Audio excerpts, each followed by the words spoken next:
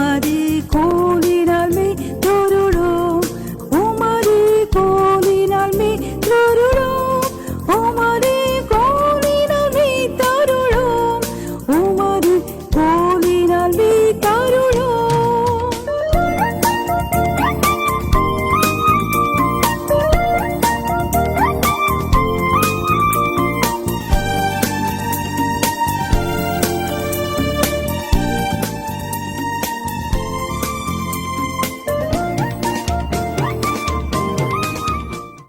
Blessings of tithing. தசம பாகத்தின் ஆசீர்வாதங்கள். Please kindly turn with us to the book of Malachi, chapter 3. மல்கியா 3ஆம் அதிகாரத்துக்கு திருப்பிக் கொள்வோம். We shall read from verse 6 through 16. 6 16 வசனங்கள். For I am the Lord, I change not. Therefore, you sons of Jacob are not consumed. நான் கர்த்தர், நான் மாறாதவர். ஆகையால் யாக்கோபின் புத்திரராகிய நீங்கள் நிர்மூலமாகவில்லை. I am the Lord, I change not. நான் கர்த்தர், நான் மாறாதவர். So he doesn't change. அவர் மாறாதவர். His precepts, his commands, his statutes, they will not change. அவருடைய கட்டளைகள், கற்பனைகள் எதுவும் மாறாது. His laws will not change. அவருடைய பிரமாணங்கள் மாறாதது. I am the same. நான் மாறாதவராய் இருக்கிறேன். The word the Lord means கர்த்தர் என்ற வார்த்தை I am what I am. நான் நானாக இருக்கிறேன் என்பது. இருக்கிறவராகவே இருக்கிறேன். இருக்கிறவராகவே இருக்கிறேன் என்பது. So I change not. நான் மாறாதவர். Because of that the sons of Jacob are not consumed. யாக்கோபின் புத்திரராகிய நீங்கள் நிர்மூலமாகவில்லை. Even from the days of your fathers you are gone away from mine ordinances. நீங்கள் உங்கள் பிதாக்களின் நாட்கள் தொடங்கி என் கட்டளைகளை கைக்கொள்ளாமல். It is not only today, இப்பொழுது மட்டுமல்ல, even earlier, இதற்கு முன்பாகவும் கூட, even the days of your fathers, உங்களுடைய தகப்பனுடைய நாட்களிலே you are not obeying my commandments. நீங்கள் என்னுடைய கட்டளைகளுக்கு கீழ்ப்படியவில்லை. Today, இன்று where is the Pentecostal church? Pentecost சபை இருக்கிறது. No, whether it's the Pentecostal church, இன்றைக்கு பெந்தகோஸ்தே சபையாக இருக்கலாம், இருந்தாலும் சரி, whether it's the Reformation church, மறுமலர்ச்சியின் சபையாக இருந்தாலும் சரி, or it is in the days of the Catholic church, கத்தோலிக்க சபையின் காலமாக இருந்தாலும் சரி, you are not obeying my laws, the Lord says. நீங்கள் என் கட்டளைக்கு கீழ்ப்படியவில்லை என்று கர்த்தர் சொல்லுகிறார். Here he says, இங்கே சொல்லுகிறார், from the days of your fathers you are gone away from mine ordinances. நீங்கள் உங்கள் பிதாக்களின் நாட்கள் தொடங்கி என் கட்டளை கைக்கொள்ளாமல், and have not kept them. நீங்கள் கைக்கொள்ளவில்லை. You have not kept them. நீங்கள் கைக்கொள்ளவில்லை. Today he says, இன்று அவர் சொல்லுகிறார், return unto me and I will return unto you, say the Lord of hosts. என்னிடத்திற்கு திரும்புங்கள், அப்பொழுது உங்களிடத்திற்கு திரும்புவேன் என்று சேனைகளின் கர்த்தர் சொல்லுகிறார். What do we mean by returning unto the Lord? கர்த்தரிடத்தில் திரும்புகிறது என்றால் என்ன? Returning to the word of God. கர்த்தருடைய வார்த்தைக்கு திரும்புகிறது. Returning to the basic principles of God. அவருடைய அடிப்படை பிரமாணங்களுக்கு கீழ்ப்படிவது. Returning unto God's principles and precepts. அவருடைய கற்பனைகளுக்கும் கட்டளைகளுக்கும் திரும்ப வருவது. Return unto me and I will return unto you. நீங்கள் என்னிடத்தில் திரும்புங்கள், நான் உங்களிடத்திற்கு திரும்புவேன். What does it mean that he returns unto us? அவர் நமக்கு திரும்புவது என்றால் என்ன? He blesses us. அவர் நம்மை ஆசீர்வதிப்பார். He makes all his promises fruitful in our lives. அவர் பண்ண வாக்குத்தத்தங்கள் எல்லாவற்றையும் நம் வாழ்க்கையிலே நிறைவேற்றுவார். All his promises would become real in our life. அவருடைய வாக்குத்தத்தங்கள் நம்முடைய வாழ்க்கையில் நிறைவேறும். You will be the head, not the tail. நீங்கள் வாலாகாமல் தலையாகுவீர்கள். He will do it. அவர் செய்வார். He will do it. அவர் செய்வார். So he says, I will return unto you. அவர் சொல்லுகிறார், நான் உடத்து திரும்புவேன் என்று. But you said, wherein shall we return? நாங்கள் எந்த விஷயத்தில் திரும்ப வேண்டும் என்கிறீர்கள். In what thing we should return unto you? நாங்கள் எந்த விஷயத்தில் திரும்ப வேண்டும்? Many things can be there. அநேக காரியங்கள் இருக்கலாம். Here he says one thing. இங்கே அவர் ஒரு விஷயத்தை சொல்லுகிறார். This one thing you should return unto me. இந்த ஒரு காரியத்திலே நீங்கள் என்னிடத்தில் திரும்ப வேண்டும் என்கிறார். This one thing you should return unto me. இந்த ஒரு காரியத்திலே நீங்கள் என்னிடத்தில் திரும்ப வேண்டும் என்கிறார். What is that? அது என்ன? You ask, wherein shall we return? நாங்கள் எந்த விஷயத்தில் திரும்ப வேண்டும் என்கிறீர்கள்? In verse 8, 8ஆம் வசனம், Will a man rob God? மனுஷன் தேவனை வஞ்சிக்கலாமா? In Tamil we read vanjikalama. தமிழிலே வஞ்சிக்கலாமா என்று வாசிக்கிறோம். In English we read, can man rob God? தேவனை திருடலாமா என்று ஆங்கிலத்திலே சொல்லப்பட்டிருக்கிறது. ஏய்க்கலாமா, வரி ஏய்ப்பு. வரி ஏய்ப்பு. So can you rob God? நீங்கள் தேவனை ஏய்க்கலாமா? Can you take what belongs to God? தேவனுக்கு சொந்தமானதை நீங்கள் எடுத்துக்கொள்ளலாமா? Is it right? அது சரியா? Return unto me. என்னிடத்தில் திரும்புங்கள். Where shall we return? Wherein shall we return? எங்கே திரும்ப வேண்டும்? Will a man rob God?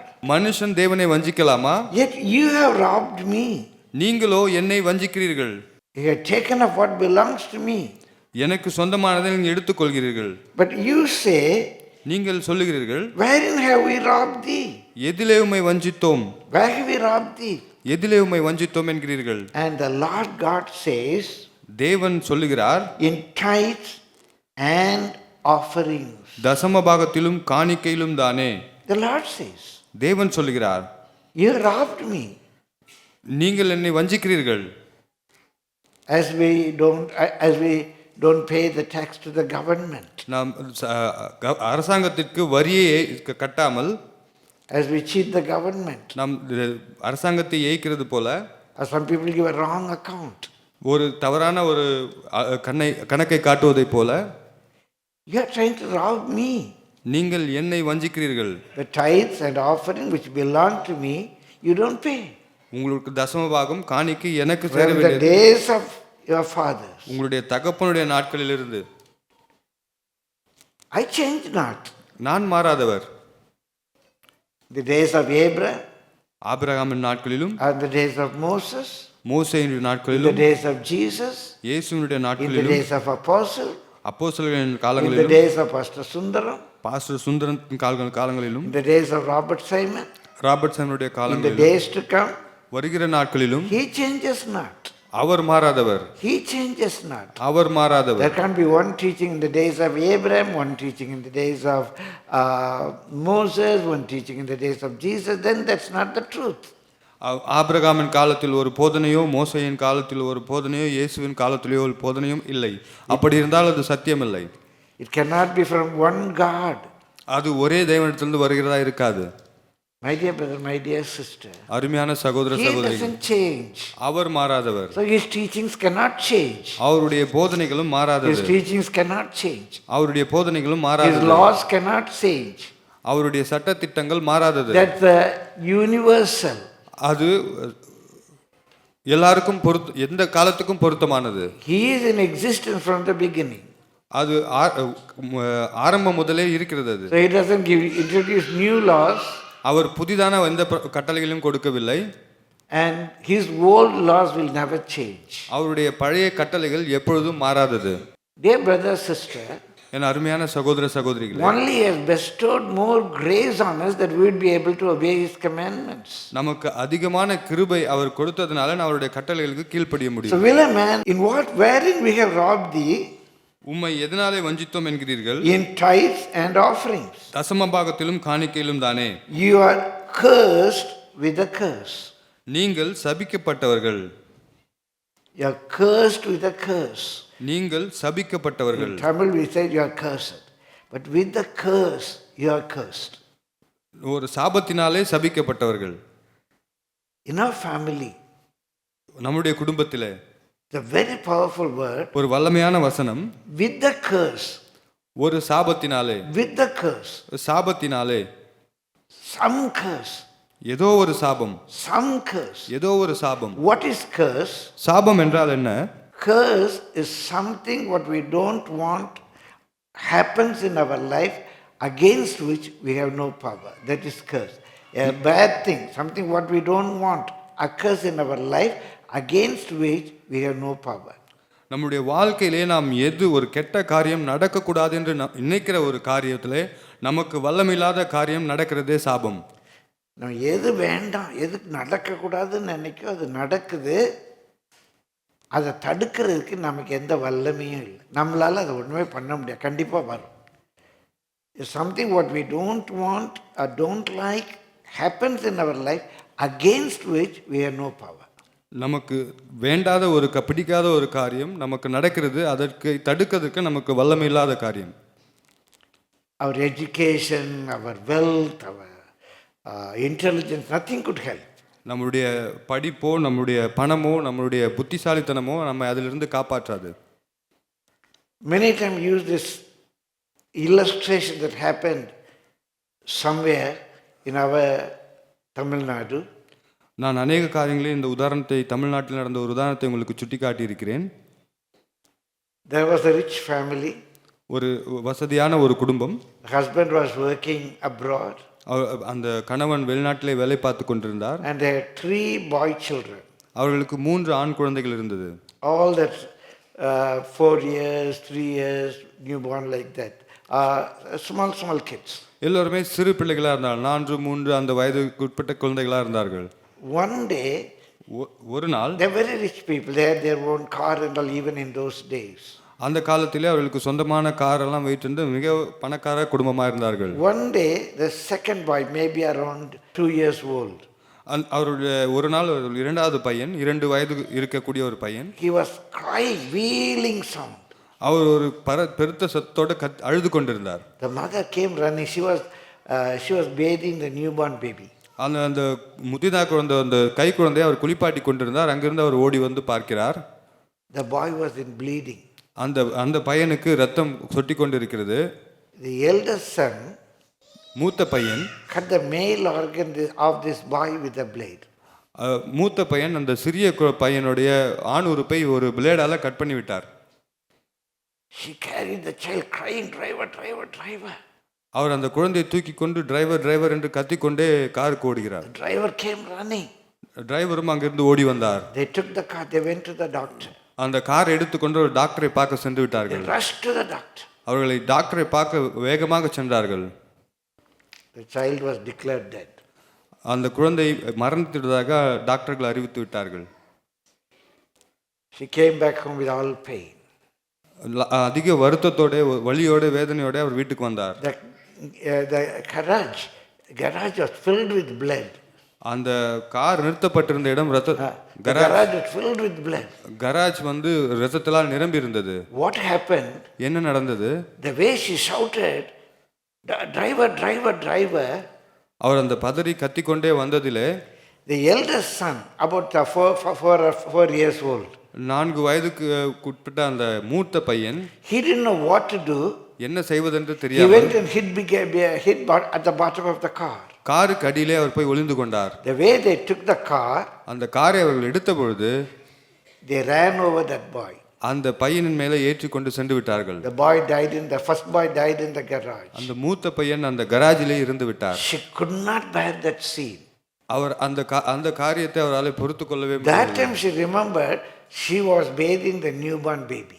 அந்த நேரம் தான் அவர் நினைவு கூர்ந்தார் அந்த புதிதாக பிறந்த குழந்தையை குளிப்பாட்டி கொண்டிருந்ததை. She ran to the bathroom. உடனே அவர் பாத்ரூமுக்கு ஓடி சென்றார். In the bathtub, the child was lying dead.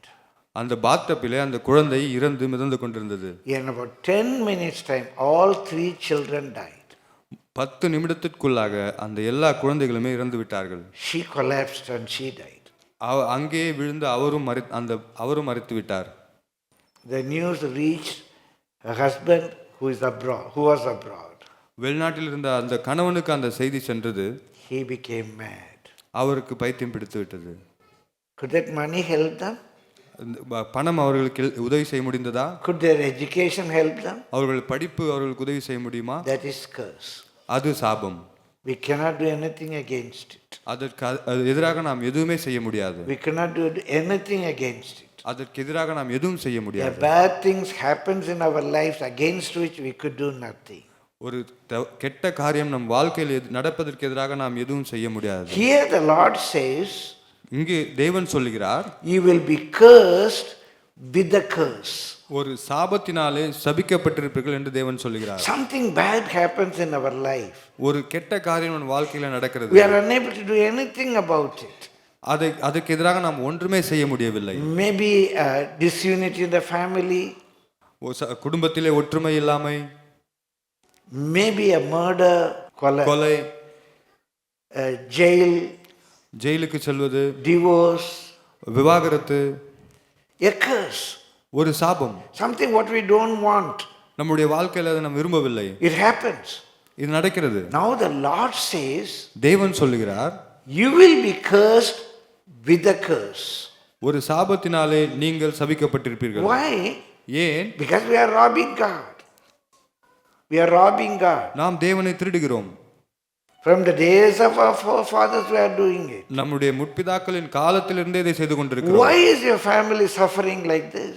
ஏன் உங்களுடைய குடும்பம் இப்படியாக வருத்தப்படுகிறது? The Bible says. வேதம் சொல்லுகிறது. That's why in the last night, this is very new to me. இது மிகவும் புதிதானது.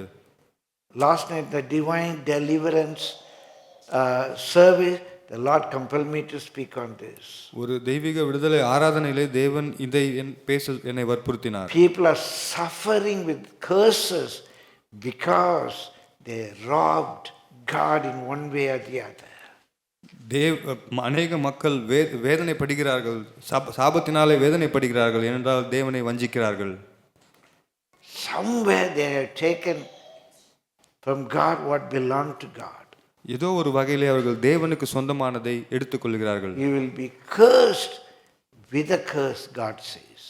நீங்கள் ஒரு சாபத்தினாலே சபிக்கப்பட்டிருப்பீர்கள் என்று தேவன் சொல்கிறார். My dear brother, my dear sister. அருமையான சகோதர சகோதரிகளே, Even you will be cursed with a curse, for you have robbed me, even the whole nation. நீங்கள் சபிக்கப்பட்டவர்கள், ஜனத்தாராகிய நீங்கள் எல்லாரும் என்னை வஞ்சித்தீர்கள். The whole nation will go through that curse because they robbed God. அந்த முழு தேசமும் அந்த சாபத்துக்குள்ளாக செல்லும் ஏனென்றால் தேவனை வஞ்சித்தார்கள். The whole nation, அந்த முழு தேசமும், in my text I have put, என்னுடைய வார்த்தைகள் நான் இங்கே போட்டிருக்கிறேன், the whole family, முழு குடும்பமும் என்று போட்டிருக்கிறேன். I was asking, why Lord? ஏன் தேவன்? When Abraham was paying tithe, Abraham தசமபாகம் செலுத்திய பொழுது, when Abraham was paying tithe, Abraham தசமபாகம் செலுத்திய பொழுது, it means Isaac, Jacob, Levi, everybody paid the tithe.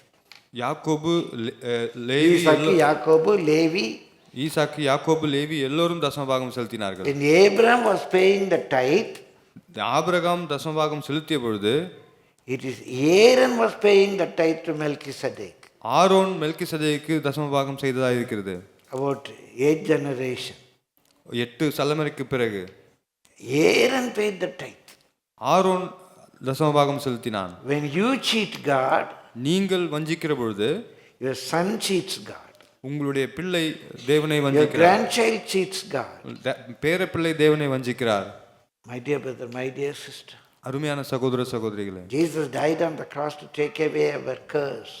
இயேசு சிலுவையிலே மரித்து நம்முடைய சாபங்களை எடுத்துக்கொண்டார். But somewhere we have to rectify that. நாம் அதை ஏதோ ஒரு வேளையிலே நாம் அதை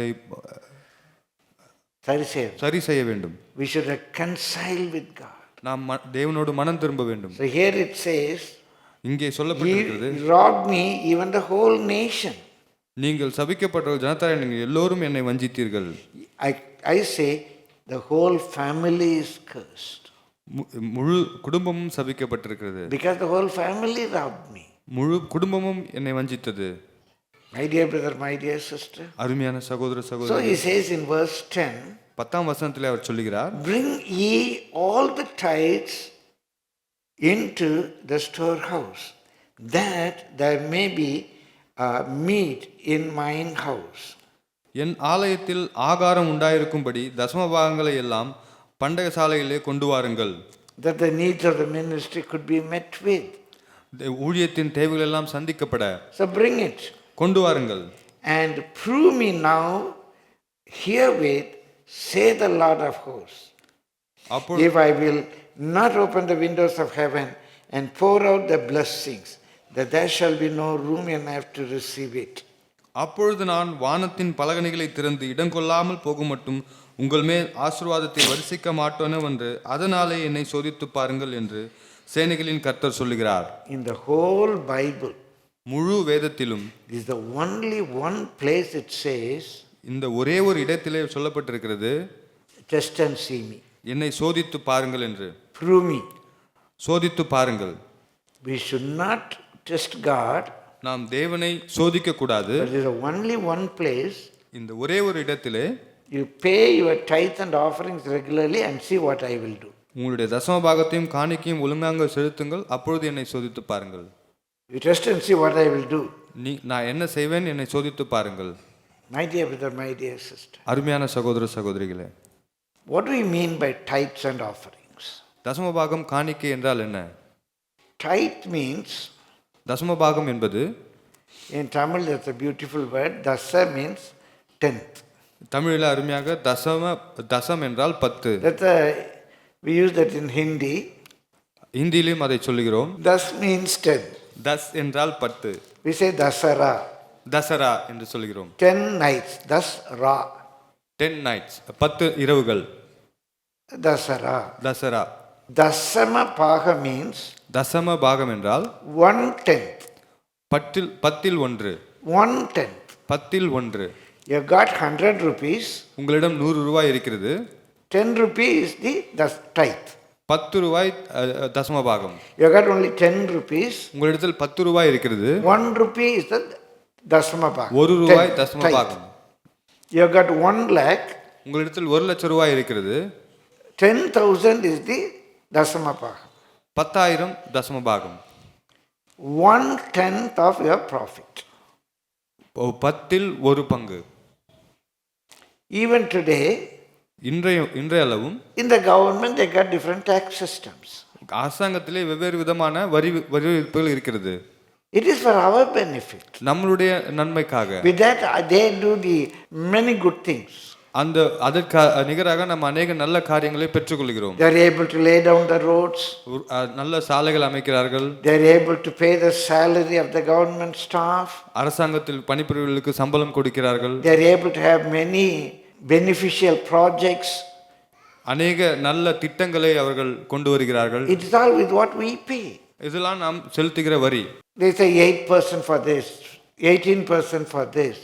ஒரு சில 8% ஒரு சில காரியங்களுக்கு 18% அவர்கள் வரி விதிக்கிறார்கள். Now here it says, இங்கே சொல்லப்பட்டிருக்கிறது, whenever we say tithe, தசம பாகம் என்று சொல்லுகிற பொழுது, when the Lord gives you a profit of 100 rupees, தேவன் உங்களுக்கு 100 ரூபாய் கொடுக்கும் பொழுது 10 rupees for the Lord. 10 ரூபாய் Just தேவனுக்கு. 10 rupees. 10 ரூபாய் தேவனுக்கு என்று. The Lord gives 10,000 rupees. தேவன் உங்களுக்கு 10,000 ரூபாய் கொடுக்கும் பொழுது 10,000 is your salary. 10,000 உங்களுடைய சம்பளம். You are without a job. நீங்க வேலை இல்லாமல் இருந்தீர்கள். The Lord gives a job. தேவன் உங்களுக்கு ஒரு வேலையை கொடுக்கிறார். 10,000 rupees the salary. 10,000 ரூபாய் சம்பளம். 1,000 rupees. 1000 ரூபாய் தசம Or பாகம். the salary is 1 lakh. 1 லட்சம் ரூபாய் சம்பளம். 10,000 rupees. 10,000 ரூபாய். That is what we call tithe. அதுதான் நாம் தசம பாகம் என்று சொல்லுகிறோம். If you read the Bible carefully, the way the Lord gave the laws and commandments and the precepts to Moses, தேவன் மோசேக்கு கட்டளையும் கற்பனைகளையும் கொடுத்த அந்த வேதத்தை நீ வாசிக்கும் பொழுது, we honor the Lord with all our substance. நாம் நம்முடைய எல்லா பலனினாலும் தேவனை கனப்படுத்துகிறோம். 1/10 of all our income. நம்முடைய வருமானத்தின் 10 1 பங்கினாலே, and the first fruits, முதல் கனியினாலே, our vow offerings, நம்முடைய பொருத்தனைகளினாலே we give that to the Lord. அதை நாம் தேவனுக்கு செலுத்துகிறோம். And also we make special offerings. புதிய சிறப்பு காணிக்கைகள், maybe for our birthday, for our anniversary day, when we get good marks, when we get healing, we honor the Lord with our offerings. நம்முடைய காணிக்கையினாலே தேவனை கனப்படுத்துகிறோம். We call that ஸ்தோத்திர பலி. நாம் அதை ஸ்தோத்திர பலி என்று சொல்கிறோம். We call peace offering சமாதான பலி. சமாதான பலிகள் என்று சொல்கிறோம். So they all belong to God. அதெல்லாம் தேவனுக்கானது. My dear brother, my dear sister, அருமையான சகோதர சகோதரிகளே, the Lord says, தேவன் சொல்லுகிறார், bring that to your storehouse. அதை என்னுடைய பண்டகசாலைக்கு கொண்டு வாருங்கள். And see how I bless you. நான் உங்களை எப்படி ஆசீர்வதிப்பேன் என்று பாருங்கள். With all humility I tell you, எல்லா தாழ்மையோடு நான் உங்களுக்கு in my சொல்கிறேன். personal life I have seen, என்னுடைய தனிப்பட்ட வாழ்க்கையில நான் பார்த்திருக்கிறேன். In the ministry I have seen. ஊழியத்திலே நான் பார்த்திருக்கிறேன். Glory be to the Lord's holy name. கர்த்தருடைய நாமத்துக்கு மகிமை உண்டாவதாக. Why should we be with the curse? நாம் ஏன் சாபத்தோடு இருக்க வேண்டும்? Jesus died on the cross to take away from our curse. இயேசு சிலுவையிலே நமக்காக மரித்து நம்முடைய சாபங்களை எடுத்துக்கொண்டார். How can we come out of the curse, even the curse of our forefathers? நாம் எப்படி நம்முடைய சாபத்திலும் நம் முப்பதாக சாபத்திலும் இருந்து வெளிவர முடியும்? It is by the blood of Jesus. தேவனுடைய இயேசுவுடைய இரத்தத்தினாலே. And when we apply his laws in our life. இந்த பிரமாணங்களை நம் வாழ்க்கையிலே அபியாசப்படுத்துவதாலே. When we apply his laws. இந்த பிரமாணங்களை நாம் அபியாசப்படுத்துவதாலே. Jesus never came to take away the laws. தேவன் நியாயப்பிரமாணத்தை இயேசு நியாயப்பிரமாணத்தை எடுக்க வரவில்லை. Jesus clearly said. இயேசு தெளிவாக சொன்னார். It's a very wrong demonic teaching that there is no law. நியாயப்பிரமாணம் இல்லை என்பது சொல்லுவது ஒரு சாத்தானுடைய போதகமாக இருக்கிறது. That will become a lawless wild society. We need laws. சட்ட திட்டங்கள் இல்லாத ஒரு காட்டுமிராண்டித்தனமான ஜனமாய் மாறிடுவார்கள். More we are civilized, more laws. நாம் அதிகமாக சிவிலைஸ்டாக இருக்க வேண்டுமானால் அதிக சட்ட திட்டங்கள் வேண்டும். There may not be many traffic laws in a forest. காட்டுக்குள்ளே ஒரு சாலை விதிமுறைகள் இருக்காது. There may not be a traffic law for the elephant, tigers and monkeys. யானைகளுக்கும் புலிக்கும் சிங்கத்துக்கும் ஒரு சாலை விதிகள் இருக்காது. In a village there are more laws. In a village there are more laws. ஒரு கிராமத்திலே அதிகமான சட்ட திட்டங்கள் more laws than the forest. காட்டை விட ஒரு கிராமத்துல சட்டங்கள் கூட. காட்டை விட ஒரு கிராமத்துல சட்டங்கள் கூட. When we come to city, நம்ம ஒரு நகரத்துக்கு வரும்பொழுது there are more laws. அங்கே அதிகமான சட்ட திட்டங்கள் you must drive only in the left. நீங்கள் இடது பக்கம் மட்டும் you cannot go in the via no entrance. ஒரு உள்ளே செல்லக்கூடாது, நோ என்ட்ரி வழியாக செல்லக்கூடாது. you want to build a house, you must get the MMDA permission. நீங்கள் ஒரு வீடு கட்ட வேண்டும் என்றால் MMDA பர்மிஷன் வாங்க வேண்டும். if you want to buy coffee, you have to pay tax for that. நீங்கள் காபி வாங்க வேண்டும் என்றால் கூட அதுக்கு வரி கட்ட வேண்டும். so in a city there are more laws. ஒரு நகரத்திலே அநேகமான சட்டங்கள். that is the beauty of the city. அதுதான் அந்த நகரத்தின் அழகா இருக்கிறது. Zion, a beautiful city. Zion ஒரு அழகான நகரம். it is not a forest. அது ஒரு காடு அல்ல. it is not even a village. அது ஒரு கிராமம் அல்ல. it is a beautiful city. ஒரு அழகான நகரம். more than a metro. அது ஒரு மெட்ரோ சிட்டியை விட மேலானது. so there will be more laws. அங்கே அநேக சட்ட திட்டங்கள் இருக்கும். precepts upon precepts. கட்டளைகள் மேல் கட்டளை. command upon command. கற்பனைகள் மேல் கற்பனை. because that's a beautiful city. அது மிக அழகான நகரம். that makes the city beauty. அதுதான் அந்த நகரத்தை அழகாக்குகிறது. my dear brother, my dear sister, அருமையான சகோதர சகோதரிகள், some people want to take you back to forest life. சில மனிதர்கள் நம்ம திரும்ப காட்டுக்கு சென்று எடுத்து செல்ல no law. சட்ட திட்டங்கள் இல்லை என்று. no, we obey by law. நாம் சட்டங்களுக்கு கீழ்ப்படிவோம். without boundaries we cannot exist. ஒரு வரைமுறைகள் இல்லாமல் நாம் வாழவே முடியாது. they want to play on the keyboard. நாம் ஒரு கீபோர்டை வாசிக்க வேண்டும் என்றால் maybe 5 octaves, 5.5 octaves, you can play outside that. அந்த 5-6 ஆக்டேவுக்குள்ள தான் வாசிக்க வேண்டும். in a guitar, in any instrument, ஒரு கிட்டாரிலோ எந்த வாத்திய கருவியிலோ there is a boundary. ஒரு வரைமுறை இருக்கிறது. and there is a law. ஒரு சட்டம் இருக்கிறது. then only the harmony would be there. அப்பொழுதுதான் அது இனிமையாக இருக்கும். I don't follow any law. I say ding ding ding ding. நான் எந்த சட்டத்திட்டமும் கடைபிடிக்க மாட்டேன். absolute nonsense. I mean that. அது ஒரு மிக மோசமான ஒரு அறிவு கெட்டத்தனமாக இருக்கிறது. the beautiful harmony will come when everybody obeys the laws. ஒரு நம்ம எல்லோரும் சட்டத்திட்டங்களுக்கு கீழ்ப்படிவோம் என்றால் ஒரு இனிமையான ஒரு நிலை இருக்கும். just remember, the singer doesn't have any law, the musician doesn't have any law, the drummer doesn't follow any timing. how can there be harmony? ஒரு பாடுகிறவரோ ஒரு இசைக்கருவியில் வாசிப்பவரோ யாரும் சட்டங்களை பின்பற்றவில்லை என்றால் அது எப்படி நன்றாக இருக்கும்? the singer sings in one pitch, the drummer plays one timing and the keyboard one scale. nonsense. பாடுகிறவர் ஒரு ஸ்கேலிலும் வாசிக்கிறவர்கள் வேறொரு நிலையிலும் வாசிக்கும்போது அது எப்படி இருக்கும்?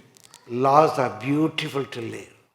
சட்டங்கள் மிக அழகானதா இருக்கிறது வாழ்வதற்கு. laws are beautiful to live.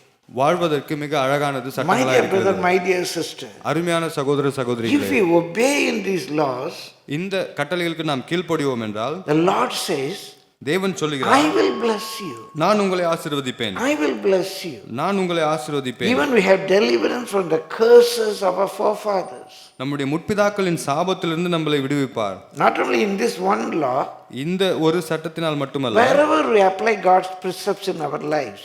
தேவனுடைய கற்பனைகளை எங்கெல்லாம் நாம் கைப்பற்றுகிறோமோ, My dear brother, my dear sister, அருமையான சகோதர as சகோதரிகளே, I told you earlier, நான் முன்பாக உங்களுக்கு சொன்னது போல, this is not by the law. இது சட்டமாய் அல்ல. Even days before Abraham, ஆபிரகாமின் காலத்துக்கு முன்பாகவே this was the practice in Egypt, in Greek, in many other places. இது ஈஜிப்திலும் அதுக்கு முன்பாகவே இருந்த ஒரு நடைமுறை. And Abraham, he was before the law. Abraham நியாயப்பிரமாணத்து காலத்துக்கு முன்பாக இருந்தார். So it's Abraham practiced, Isaac practiced, Jacob practiced. Abraham இதை கடைபிடித்தார், ஐசக் கடைபிடித்தார், யாக்கோபு கடைபிடித்தார், And Joseph practiced. யோசேப்பு கடைபிடித்தார். And there are historical evidences. அதற்கான வரலாற்று சான்றுகள் இருக்கிறது. And through Moses, God streamlined it. மோசேயின் மூலமாக தேவன் அதை நிலைப்படுத்தினார். Jesus didn't come to destroy it. இயேசு நியாயப்பிரமாணத்தை அழிக்க வரவில்லை. When Jesus was talking about tithes and offerings, இயேசு காணிக்கைகளையும் தசமபாகத்தை குறித்து பேசும் பொழுது Jesus says, இயேசு சொன்னார் to his disciples, அவருடைய சீடர்களுக்கு, your righteousness must be more than the righteousness of Pharisees and Sadducees. உங்களுடைய நீதி பரிசேயர்கள் சதுசேயர்கள் நீதியை விட அதிகமாக இருக்க வேண்டும் என்று சொன்னார். They give only 10% by measure. அவர்கள் 1/10 மட்டும் கொடுக்கிறார்கள். அளந்து கொடுக்கறாங்க. அளந்து கொடுக்கிறார்கள். நீங்க அள்ளி கொடுக்கணும். நீங்கள் அள்ளி கொடுக்க வேண்டும். You should be more than this. அவர்களை விட நீங்க அதிகமாக செய்ய வேண்டும். My dear brother, my dear sister, அருமையான சகோதர to சகோதரி, save time, நேரத்தை to deliver it from the curses. சாபத்திலிருந்து விடுதலை பெறுவதற்கு Here the Lord gives 5-fold blessing when we obey the law in tithes and offerings. தசமபாகம் காணிக்கைகளும் நாம் கடைபிடிக்கும் போது 5 மடங்கு ஆசீர்வாதத்தை தேவன் நமக்கு கொடுக்கிறார். Number 1, ஒன்றாவது, here he says, இங்கு சொல்லுகிறார், and prove me now herewith, say the Lord of hosts, if I will not open you the windows of heaven and pour you out a blessing, that there shall not be room enough to receive it. அப்பொழுது நான் வானத்தின் பலகணிகளை திறந்து இடங்கொள்ளாமல் போகும் மட்டும் உங்கள் மேல் ஆசீர்வாதத்தை வருஷிக்க மாட்டோனவென்று அதனாலே என்னை சோதித்து பாருங்கள் என்று சேனைகளின் கர்த்தர் சொல்லுகிறார். முதலாவது, number 1, downpour of blessings. இடங்கொள்ளாமல் போகும் மட்டும் The Lord opens the windows of heaven for our sake. வானத்தின் பலகணிகளை திறந்து downpour, அப்படியே அருள் மாதிரி ஆசீர்வாத மழை கொட்டும். ஆசீர்வாதத்தின் மழை கொட்டும். Number 1, downpour of blessings. ஆசீர்வாதத்தின் மழை, Downpour of blessings. ஆசீர்வாதத்தின் மழை கொட்டும். My dear brother, my dear sister, அருமையான சகோதர சகோதரிகள், just test and see. நீங்கள் சோதித்து பாருங்கள். You sow one bag of, say, rice, நீங்கள் ஒரு மூட்டை அரிசியை விதைத்தால் and you reap 30 bags, 30 மூட்டைகளை நீங்கள் அறுவடை செய்வீர்கள். or 60 bags, 60 மூட்டைகளை அறுவடை செய்வீர்கள். or 100 bags. 100 மூட்டைகளை அறுவடை செய்வீர்கள். You sow only one bag. நீங்கள் ஒரு மூட்டை தான் விதைத்தீர்கள். 100 bags you reap. 100 மூட்டைகளை அறுத்தீர்கள். 1000 bags. 1000 மூட்டைகள். You don't have room to keep them. நீங்கள் அதை வைப்பதற்கு இடமில்லை. It's unimaginable. நாம் யோசிக்க முடியாதது. I have seen in my life என்னுடைய வாழ்க்கையில நான் பார்த்தேன், how from the downtrodden they raised up to the skies. ஒரு கீழான நிலையிலிருந்து அவர்களை மேலான நிலைக்கு தேவன் உயர்த்தியிருக்கிறார். The tithings and offering is a key to open the windows of heaven for you. தசமபாகம் காணிக்கையும் வானத்தின் பலகணிகளை திறக்குவதற்கான சாவியாக இருக்கிறது. Many a time I told you, please bear with me, I say one more time. அநேக நேரம் சொல்லி இருக்கிறேன், மீண்டும் பொறுத்துக் கொள்ளுங்கள், இன்னொரு முறை சொல்லுகிறேன். It is not for my sake. அது எனக்காக அல்ல. It's not for my sake. எனக்காக அல்ல. The Lord has called me for ministry. It is responsibility to take care of us. He has taken care of us. தேவன் என்னை ஊழியத்துக்கு அழைத்தார், என்னை பராமரிக்க வேண்டியது தேவனுடைய கடமை, அவர் அதை செய்கிறார். When I resigned my job, I lacked no good thing. நான் வேலையை விட்டபோது எனக்கு எந்த நன்மையும் குறைபடவில்லை. When we started the ministry, till this day we lack no good thing. இந்த ஊழியத்தை ஆரம்பத்திலிருந்து இன்று வரை எந்த நன்மையும் குறைபடவில்லை. It is only for your blessing. இது உங்களுடைய ஆசீர்வாதத்துக்காக. For the curse to be removed. சாபம் நீக்கப்பட. For the curse to be removed. அந்த சாபம் நீக்கப்பட. To experience heavens opened for you. வானத்தின் பலகணிகள் உங்களுக்காக All திறக்கப்படுகிறது. the blessings in store for us in heaven. நம்முடைய எல்லா ஆசீர்வாதங்களும் நமக்காக பரலோகத்தில் வைக்கப்பட்டிருக்கிற ஆசீர்வாதங்கள் to come upon us. நமக்கு வருவதற்கு. How to open the windows of heaven? வானத்தின் பலகணிகளை எப்படி How திறப்பது? can I get the showers of his blessings? அருள் ஆசீர்வாதத்தின் வரிசைக்க பண்ணுவது எப்படி? I honor the Lord with all my substance. என்னுடைய எல்லா வரத்தின் முதல் பலனை நான் கனம் பண்ணுவேன். When you obey the Lord in this, நீங்கள் தேவனுக்கு இதிலே கீழ்ப்படியும் பொழுது, the very first blessing, முதலாவது ஆசீர்வாதம், downpour of heavenly blessing. ஆசீர்வாதத்தின் மழை கொட்டும். We cannot count what is the end. அது முடிவு என்னவென்று நமக்கு தெரியாது. I tell you just a simple arithmetic. ஒரு கணக்கு சொல்லுகிறேன். Somebody was getting 10,000 rupees. யாரோ ஒரு 10,000 ரூபாய் பெற்றுக் கொண்டிருக்கிறார். He gives 1,000 rupees. 1000 ரூபாய் கொடுக்கிறார். The Lord blessed him. தேவன் அவர்களை ஆசீர்வதிக்கிறார். He gets 20,000. 20,000 கொடுக்கிறார். So he has to give 2,000. 2000 கொடுக்கிறார். He decides, our முடிவெடுக்கிறார், I'll give 20%. நான் 20% கொடுக்கிறேன் So என்று. he gives 4,000 rupees. அவர் 4000 ரூபாய் கொடுக்கிறார். Now what is the balance in his hand? அவர்கிட்ட என்ன இருக்கிறது? 16,000 is the balance. 16,000 is the balance. Earlier, when முன்பாக you are getting 10,000, giving 1,000, 10,000 சம்பாதிக்கும் போது 1000 ரூபாய் கொடுத்தார். he had only 9,000. அவருக்கு 9000 ரூபாய் இருந்தது. Now he gets 20,000. இப்போது 20,000 ரூபாய் கிடைக்கிறது. He gives 4,000. 4000 ரூபாய் கொடுக்கிறார். But what is with him? அவரிடம் என்ன இருக்கிறது? 16,000 is with him. 16,000 ரூபாய் இருக்கிறது. He decides to give 30%. அவர் 30% கொடுக்க தீர்மானிக்கிறார். The Lord increased his salary. அவருடைய சம்பளத்தை தேவன் உயர்த்துகிறார். It became 40,000. அவருக்கு 40,000 ரூபாய் சம்பளம் கிடைக்கிறது. He gives 12,000 as the tithe. 3/10. 12,000 தசம பாகமாக கொடுக்கிறார். But what is in his hand? அவரிடம் என்ன மீந்திருக்கிறது? 28,000 is in his hand. 28,000 ரூபாய் மீந்து இருக்கிறது. My dear brother, my dear sister. அருமையான சகோதர சகோதரி, I heard about one businessman. நான் ஒரு தொழிலதிபரை பொறுத்து அறிந்திருக்கிறேன். He gives 9% for the ministry and takes 1% for him. அவர் 9% ஊழியத்துக்கு கொடுத்துவிட்டு 1% அவருக்காக I'm எடுத்துக்கொள்கிறார். not saying that. நான் அதை சொல்லவில்லை. When the Lord blesses us, we won't be able to count it. தேவன் நம்மளை ஆசீர்வதிக்கும் போது நாம் அதை எண்ண முடியாத அளவாக இருக்கும். There is a simple science. ஒரு சிறிய அறிவியல் இருக்கிறது. You take one apple. நீங்கள் ஒரு ஆப்பிள் எடுத்து, You can count the number of seeds in the apple. அந்த அந்த ஆப்பிள்குள்ள இருக்கிற விதைகளை நீங்கள் எண்ண முடியும். You can count the number of seeds in an apple. அந்த ஆப்பிள்குள்ளாக இருக்கிற விதைகளை எண்ண முடியும். But can anyone count the apples in the seed? அந்த விதைக்குள்ளாக இருக்கிற ஆப்பிள்களை நாம் எண்ண முடியுமா? Just simple science. அது ஒரு எளிதான அறிவியல். You can count your salary. நீங்கள் உங்களுடைய சம்பளத்தை எண்ண முடியும். 1 lakh. 1 லட்சம் ரூபாய். 5 lakh. 5 லட்சம் ரூபாய். You can count the salary. நீங்கள் அதை எண்ண முடியும். But when you pay tithe, நீங்கள் தசமபாகத்தை செலுத்தும் and பொழுது the blessing the Lord has got in that seed, can you count?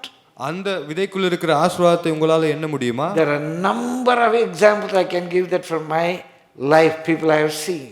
அநேக எடுத்துக்காட்டுகளை நான் பார்த்ததிலிருந்து என் வாழ்க்கையிலிருந்து உங்களுக்கு கொடுக்க முடியும். My dear brother, my dear sister. அருமையான சகோதர சகோதரிகளே, I am a witness for that. நான் சாட்சியாக இருக்கிறேன்.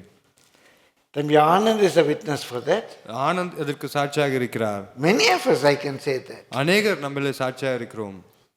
I mentioned the names to encourage you.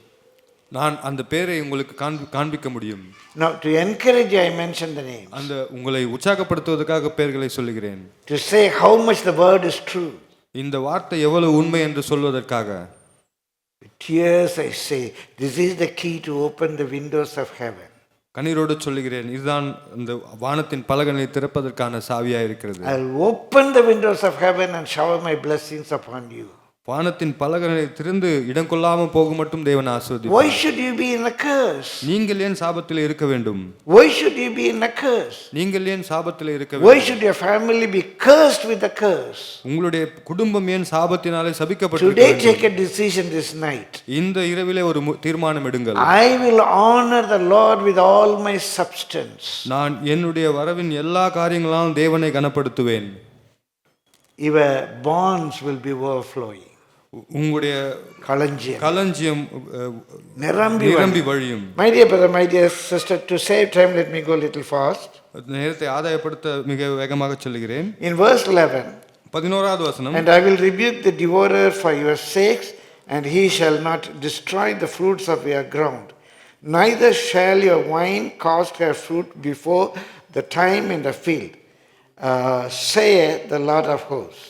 பூமியின் கனிகளை பட்சித்து போடுகிறவைகளை உங்கள் நிமித்தம் கண்டிப்பேன். அவைகள் உங்கள் நிலத்தின் பலனை அழிப்பதில்லை. வெளியிலுள்ள திராட்சை கொடி பழமில்லாமல் போவதுமில்லை என்று சேனைகளின் கர்த்தர் சொல்லுகிறார். Number one, a downpour of heavenly blessing. ஆசீர்வாதத்தின் மழை கொட்டும். Number two, இரண்டாவது, he destroys the devourer. பட்சிக்கிறவர்களை அழித்து போடுவார். Their Lord will destroy. தேவன் அழித்து போடுவார். And for your sake, உங்களுடைய நன்மைக்காக I will rebuke the devourer for your sakes. கனிகளை பட்சித்து போடுகிறவர்கள் உங்களுக்காக அழித்து போடுவேன். What are the situations that devour your joy? உங்களுடைய சந்தோஷத்தை கெடுக்கிற விஷயங்களை, that devours your blessings. உங்களுடைய ஆசீர்வாதங்களை கெடுக்கிற விஷயங்களை. In Tamil கெடுக்கிற, in English முழுங்குற. Devours. முழுங்குற. It devours all your happiness. உங்களுடைய சந்தோஷத்தை விழுங்கி போடுகிறது. The peace between husband and wife. கணவன் மனைவிக்கு இடையான சமாதானத்தை. It is a small caterpillar.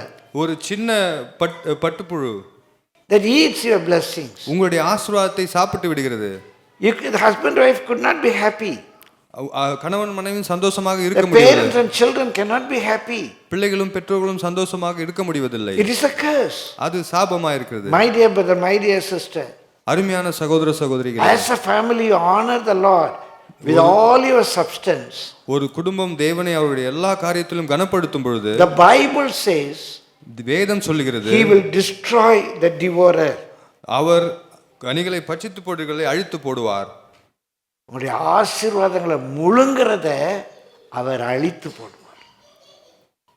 உங்களுடைய ஆசீர்வாதங்களை முழுங்கிறத அந்த பிசாசை அவர் டிஸ்ட்ராய் பண்ணுவார். நீங்க மாத்திரம் ஆண்டவரை உங்களுடைய பொருளால கனப்படுத்தி பாருங்க. The family will be a blessed family. அந்த குடும்பம் ஆசீர்வாதமான குடும்பமாக இருக்கும். Number one, there will be a downpour of heavenly blessings. முதலாவது ஆசீர்வாதத்தின் மழை கொட்டும். Number two, he will destroy the devourer.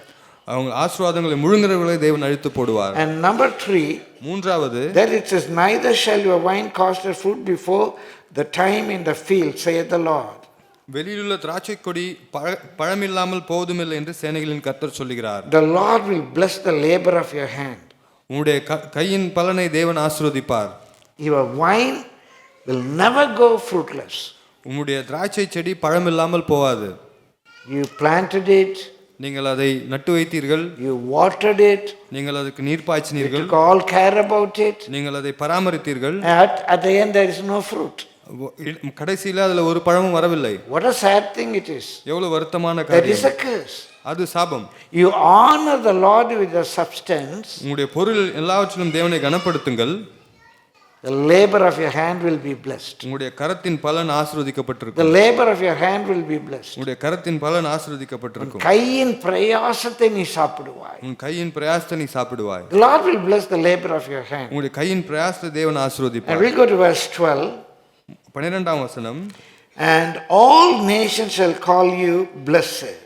அப்பொழுது எல்லா ஜாதிகளும் உங்களை பாக்கியவான்கள் என்பார்கள். And the fourth blessing, நான்காவது ஆசீர்வாதம், you will be declared a blessed person.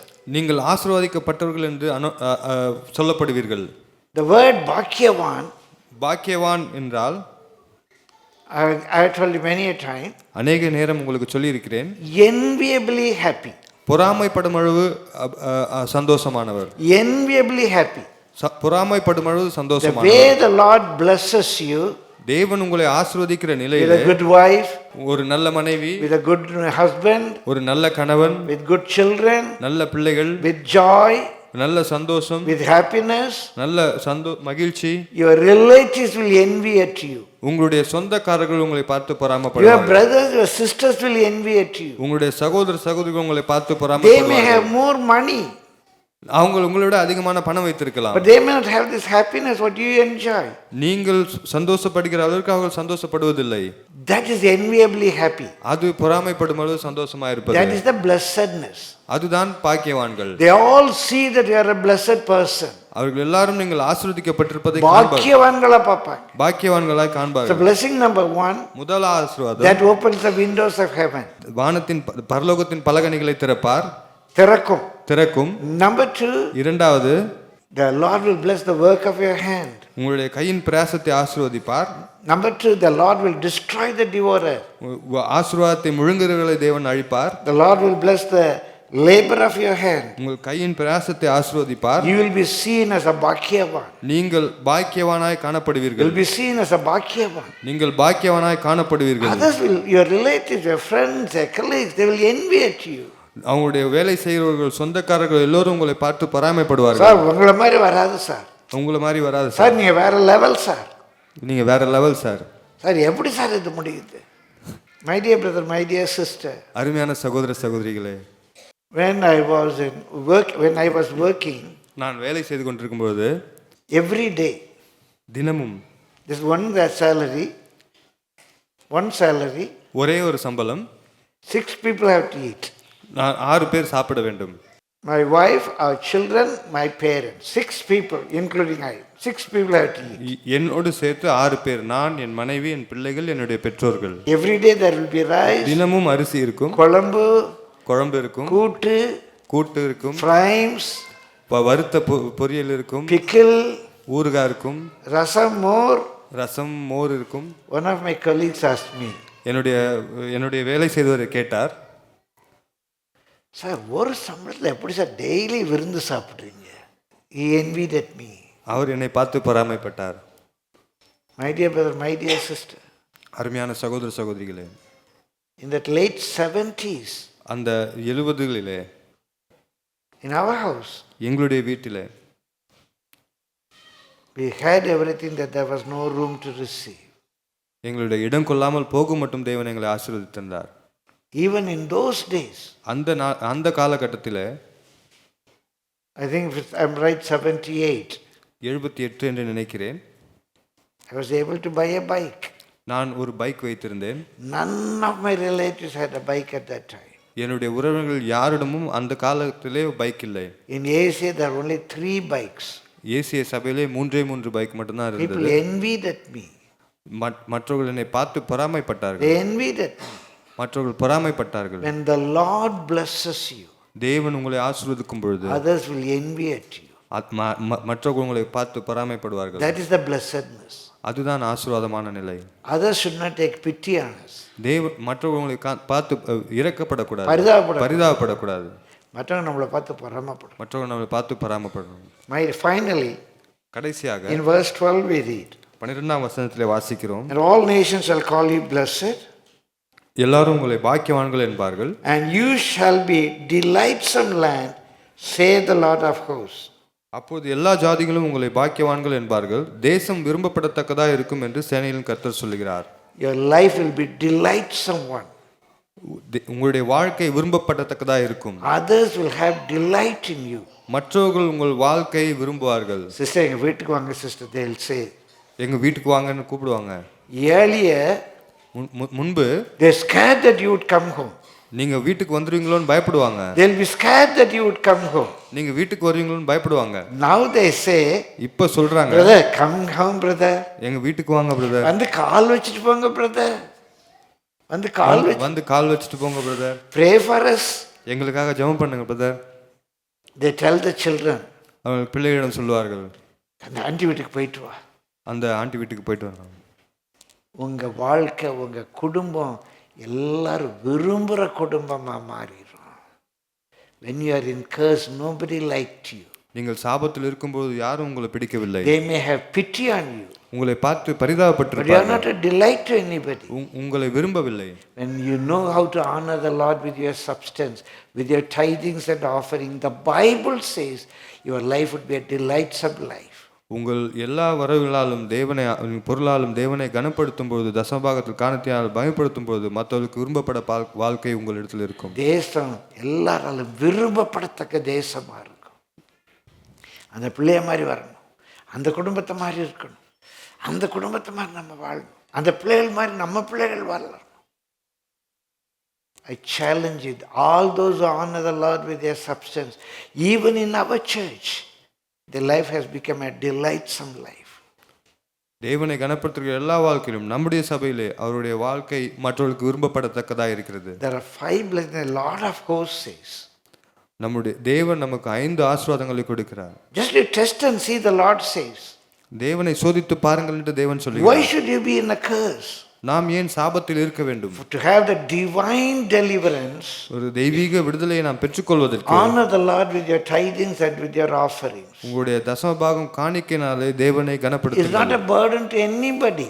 இது யாருக்குமே ஒரு பாரமாக இருக்கக்கூடாது. You get only 10 rupees, உங்களுக்கு 10 ரூபாய் கிடைக்கிறது, just 1 rupee. 1 ரூபாய் கொடுத்து விடுங்கள். You get 100 rupees, உங்களுக்கு 100 ரூபாய் கிடைக்கும் என்றால் just 10 rupees. 10 ரூபாய் It கொடுங்கள். is to honor the Lord. தேவனை It கனப்படுத்துங்கள். is to honor the Lord. இது தேவனை கனப்படுத்துவதற்கு The Lord, that will open the windows of heaven for you to have blessings. பரலோகத்தின் பலகணிகளை திறந்து ஆசீர்வாதத்தை பெற்றுக்கொள்வதற்கு அது உதவியா இருக்கும். And anything and everything that devours your blessing, the Lord will destroy that. உங்கள் ஆசீர்வாதத்தை விழுங்குறது எதுவாக இருந்தாலும் தேவன் அழித்து போடுவார். And the Lord will bless the works of your hand. தேவன் உங்கள் கையின் பிரயாசத்தை ஆசீர்வதிப்பார். Surely you will be, the people will see that you are a blessed person. மற்றவர்கள் நீங்கள் ஒரு ஆசீர்வதிக்கப்பட்டவராக பாக்கியவனாய் காண்பார்கள். And you will be delightsome to others. உங்களுடைய வாழ்க்கை மற்றவர்களுக்கு விரும்பப்படத்தக்கதாக இருக்கும். Surely the Lord will bless you. தேவன் உங்களை ஆசீர்வதிப்பார். My dear brother, my dear sister, அருமையான சகோதர with சகோதரி, all humility, one more time, let me tell you, எல்லா தாழ்மையோடு உங்களிடத்தில் இன்னொரு முறை சொல்லுகிறேன். it's not because we need it. எங்களுடைய தேவைக்காக அல்ல, It is for your blessing. இது உங்களுடைய It is ஆசீர்வாதத்துக்காக, for your blessing. உங்களுடைய And ஆசீர்வாதத்துக்காக. when you set apart the tithe, follow Bible principles, not what you like. உங்களுக்கு விருப்பமானதே அல்ல, தேவனுடைய கட்டளைகளை கைக்கொள்ளுங்கள். You must know where to pay your tithe. You must know how to do it. உங்களுக்கு எங்கே அதை கொடுக்க வேண்டும், எப்படி கொடுக்க வேண்டும் உங்களுக்கு தெரிய வேண்டும். Apply God's principles in your life. தேவனுடைய கட்டளைகளை உங்கள் வாழ்க்கையில அபியாசப்படுத்துங்கள். Surely you will be blessed. நிச்சயமாகவே உங்களை ஆசீர்வதிப்பார்.